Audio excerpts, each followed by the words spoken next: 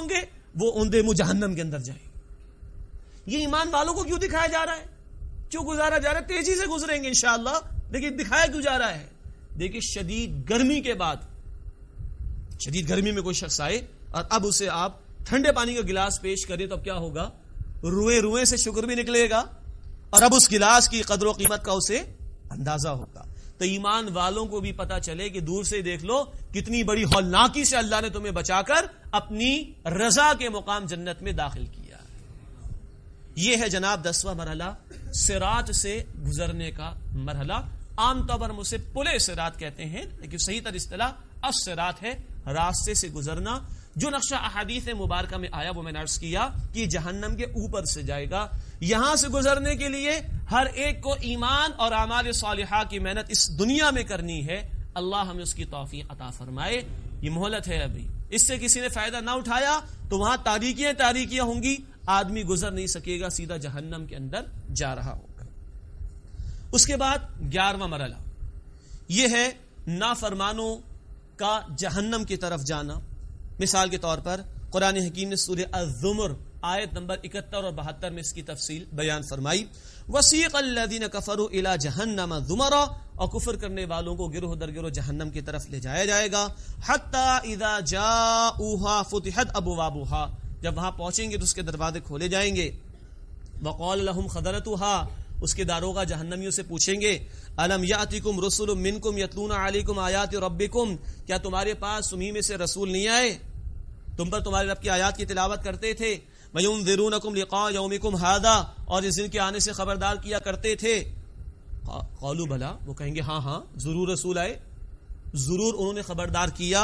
ولیکن حقت کلمۃ العذاب علی الکافرین، لیکن عذاب کا فیصلہ تو صادر ہو جائے گا کفار کے اوپر۔ اس دن ماننے کا کوئی فائدہ ہے؟ کوئی فائدہ نہیں۔ ماننے تو آج مانو تاکہ عمل ہو سکے، اور بھائی دیر نہ کرنی چاہیے ماننے کے اندر۔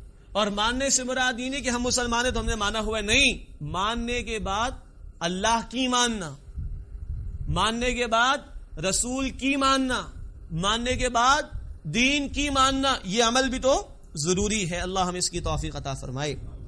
قیل ادخلوا ابواب جہنم خالدین فیہا، کہہ دیا جائے گا جہنم کے دروازوں میں داخل ہو جاؤ۔ فبئس مثوى المتکبرین، کیا ہی برا ٹھکانہ ہے تکبر کرنے والوں کا۔ یہ کیا تکبر تھا ان کا؟ یہ مست تھے دنیا کی زندگی میں، اللہ کی یاد دلائی جاتی تھی، دین کی یاد دلائی جاتی تھی، کتاب کی یاد دلائی جاتی تھی، ان کو کوئی فکر ہی نہیں تھی، اکڑ میں تھے، اڑے ہوئے تھے، اپنی منمانی زندگی بسر کر رہے تھے، جیسے چاہو جیو کے نعروں پر عمل کر رہے تھے، من چاہی زندگیاں بسر کر رہے تھے۔ یہی تو تکبر ہے، اللہ کی ماننے کے مقابلے میں نفس کی مان لینا، یہی تو تکبر ہے۔ ان تکبر کرنے والوں کے لیے جہنم ہے۔ اللہم اجرنا من النار، اے اللہ ہمیں آگ کے عذاب سے محفوظ فرما۔ یہ 11واں مرحلہ ہو گیا جہنم والے جہنم کی طرف۔ 12واں مرحلہ اہل جنت کو جنت کی طرف لے جایا جائے گا۔ اللہ تعالی ہمیں ان میں شامل فرمائے۔ اس کا ذکر بھی آ گیا سورہ الزمر آیت نمبر 73 میں، فرمایا وسیق الذین اتقوا ربهم الی الجنۃ زمرا، اور جن لوگوں نے اپنے رب کا تقوی اختیار کیا۔ تقوی کیا ہے؟ بچنا اللہ کی نافرمانی سے، من چاہی زندگی بسر نہ کرنا، رب چاہی زندگی بسر کرنا، اس کی رضا کو سامنے رکھتے ہوئے، اپنی اصل منزل کو سامنے رکھتے ہوئے زندگی بسر کرنا اور اس کی نافرمانی سے بچنے کی کوشش کرنا، یہ تقوی ہے۔ وسیق الذین اتقوا ربهم الی الجنۃ زمرا، اور جن لوگوں نے تقوی کی روش اختیار کی، جو اللہ کی نافرمانی سے بچتے رہے، وہ جنت کی طرف لے جائے جائیں گے۔ حتی اذا جاؤها، جب وہاں پہنچیں گے، وفتحت ابوابها، اور ان کو ویلکم کیا جائے گا، دروازے ان کے استقبال کے لیے کھولے جائیں گے۔ وقال لهم خزنتها، اور اس کے داروغہ جنت کو ان سے کہیں گے سلام علیکم، بھائی سلامتی ہو تم پر، طب تم بہت خوب رہے، واقعہ تم نے اپنی منزل حاصل کر لی، مقصد زندگی کو سمجھ لیا تھا، مہلت سے فائدہ اٹھا لیا تھا، طب تم بہت خوب رہے، فادخلوها خالدین، داخل ہو جاؤ اس میں ہمیشہ ہمیش کے لیے۔ ہم نے وہ بھی پڑھا تھا جب نیک آدمی کی روح قبض کرنے فرشتے آتے اسی وقت بشارت مل جاتی ہے، اب یہاں داخلہ ہو گیا ہمیشہ ہمیش کے لیے۔ اے اللہ ہمیں ان لوگوں میں شامل فرما۔ اللہم انا نسألک الجنہ، اے اللہ ہم تجھ سے جنت کا سوال کرتے ہیں۔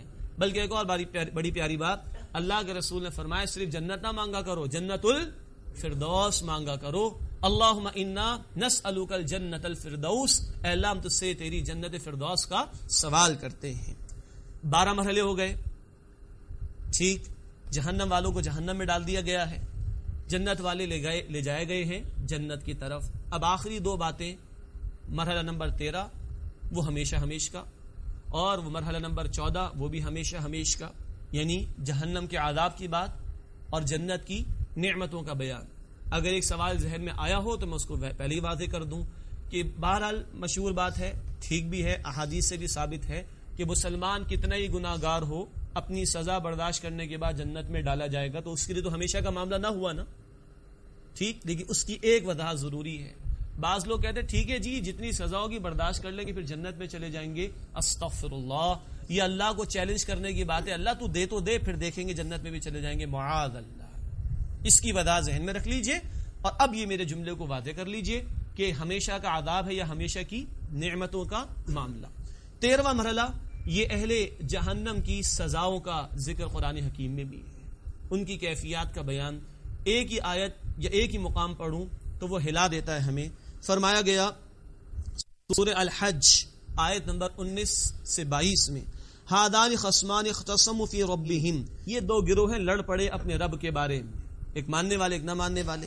فالذین کفروا، پس ان لوگوں نے انکار کیا، قطعت لہم ثیاب من نار، ان کے لیے آگ کے کپڑے تیار کیے جائیں گے۔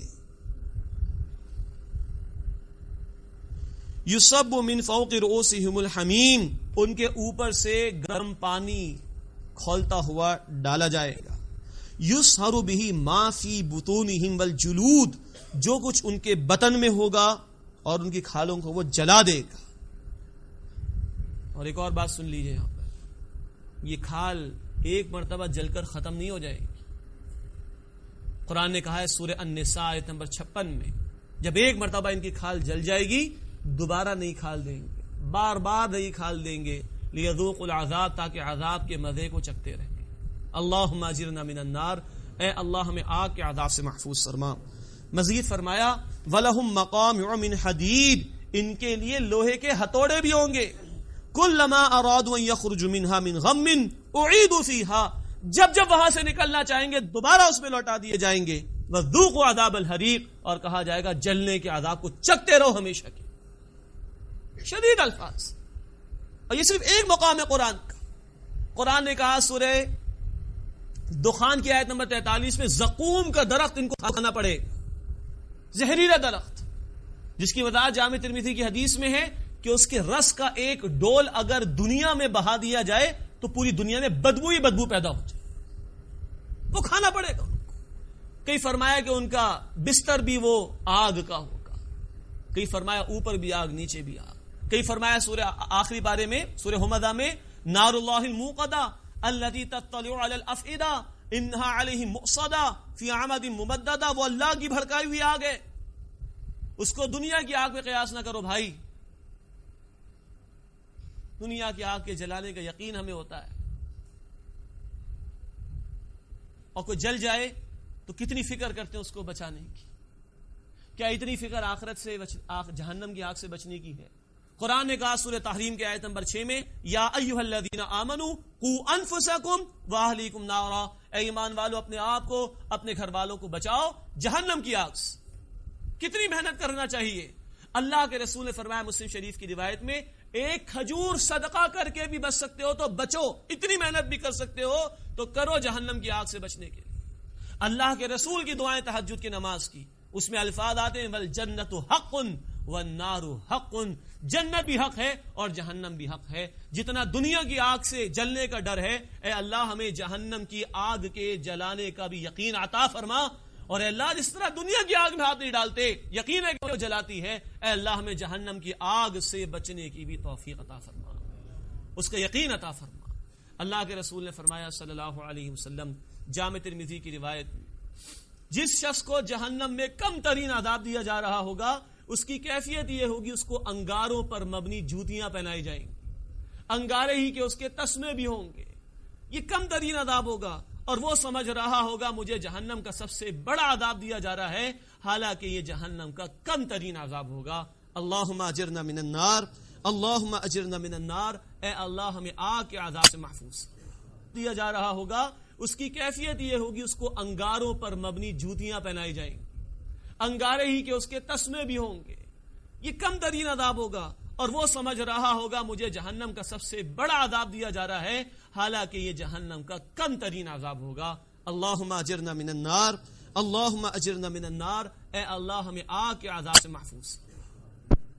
یہ ڈراوے ہیں قرآن میں اور اللہ نے ڈرایا ہے، اور اللہ کے کلام کا کوئی لفظ بھی بیکار نہیں، معاذ اللہ، اضافی نہیں، معاذ. ہاں اگر ڈر پیدا ہوا اور وہ ڈراتا ہے تو اپنی رحمت کی خوشخبری بھی سناتا ہے، اپنی جنت کی نعمتوں کو بیان بھی فرماتا ہے. مثال کے طور پر اب آئیے 14ویں مرحلے کی طرف. اہل جنت کا بیان جا بجا قرآن میں ملے گا. جہاں کہیں جہنم کے بیان ہے ذکر ہے، وہاں جنت کا بیان بھی اللہ سبحانہ و تعالیٰ نے عطا فرمایا. چنانچہ قرآن ہمیں بتاتا ہے، مثال کے طور پر سورہ الزخرف آیت نمبر